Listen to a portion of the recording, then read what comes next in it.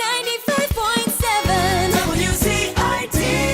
Look, ZID is a very successful station, has been for many, many years, but we kind of felt that there was room for growth. We decided to invest a significant amount of money in some market research, and the audience told us basically what we were all thinking, which was we needed to introduce them to a different kind of music on the station by bringing in artists like Katy Perry, Lady Gaga, at the same time still feature some of the music that has made the station successful for all these years.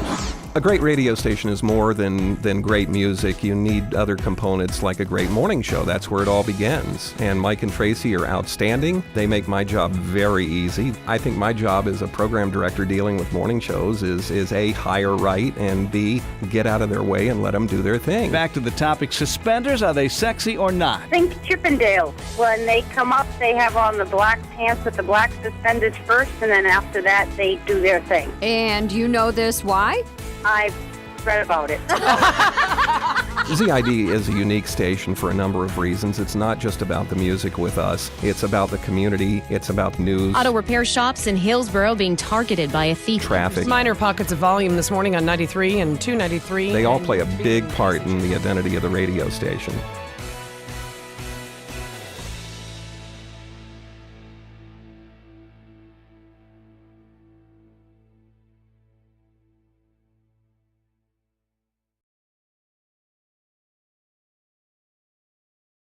We have a great promotions department here at WZID. You know, a lot of stations, a lot of companies look to the promotions department when it's budget cut time, and we've been very fortunate that hasn't been the case for us. We have a sizable promotions department, great street team, out on the streets probably more than anybody else in town, and that's the philosophy of the station, and it's part of the magic that makes us part of the community.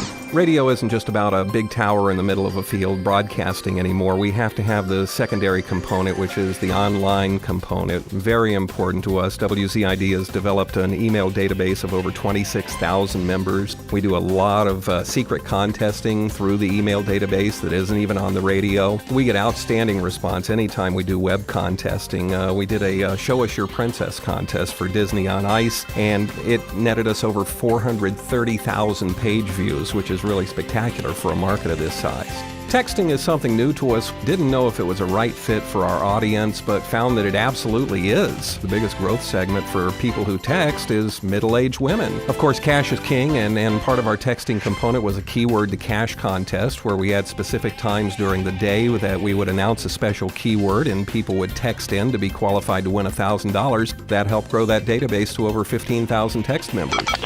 Hi, my name's Ann Pelletier, and I just won $1,000. Every station has to have a social networking component. Twitter, Facebook, we do them all. It's really important because it gives us a new opportunity to get in touch with our listeners, but more importantly, it gives our listeners a new way to get in touch with us.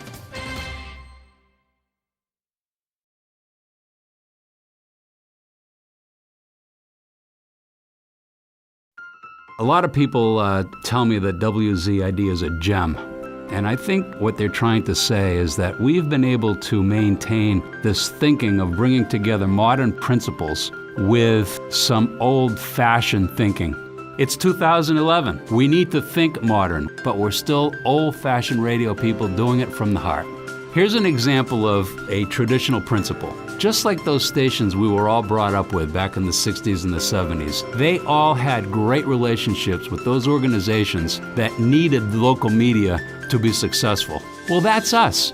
Over the years, we've developed a handful of signature events. They're ours, we created them, and they get better and better all the time. One of them is the WZID Christmas is for Kids Radiothon. Last year, we raised over $150,000. And we introduced something last year for the first time called Bras Across the River for breast cancer awareness and research. We did about $20,000 at the door, and this year we think we'll double that. What a wonderful promotion, unique. Everybody in town was talking about it. That's one we can call our own.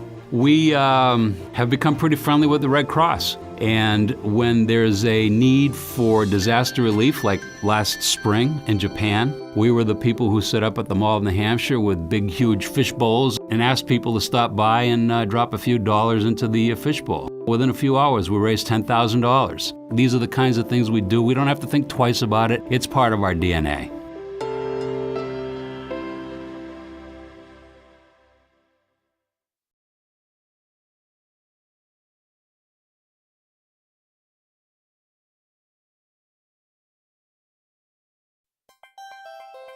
We like to be the sales department that potential clients like to see coming. And I think we're able to do that because we tend to put our focus on the client. All our communications, our proposals are very client-focused. And if it's not presented in the context of how it's going to help a client increase their bottom line, what good is it? Like Ray was saying, it's 2011, and technology is playing a bigger and bigger role in marketing for clients, and we were the first radio company in this area to really embrace e-commerce, which is essentially selling gift certificates for a client's products and services, and the clients have really responded well to that. The commercial itself, the message that we put on the air, is probably one of the most important parts of what we do. We've all heard good and bad commercials. Well, go back to technology again. We have actually invested in a copywriting training program that was developed by studying facial responses to advertising messages. By studying their facial reaction, you can tell how it affected them. Marketing has progressed to the point where just running a commercial message in any given advertising medium isn't enough. So we've become very adept at creating those interactive types of events that put advertisers and consumers together in a fun environment. Our wedding expo, Women's Expo, and more recently, our neighborhood block parties. We have exhibitors, rides for the kids, climbing walls, free food for the people who attend. It's an opportunity for us to go into a specific neighborhood and bring that community together like it used to be done in the old days.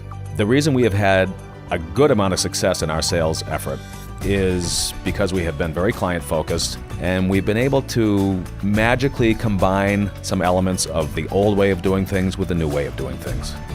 WZID has two things. It has a soul and it has a civil servant gene.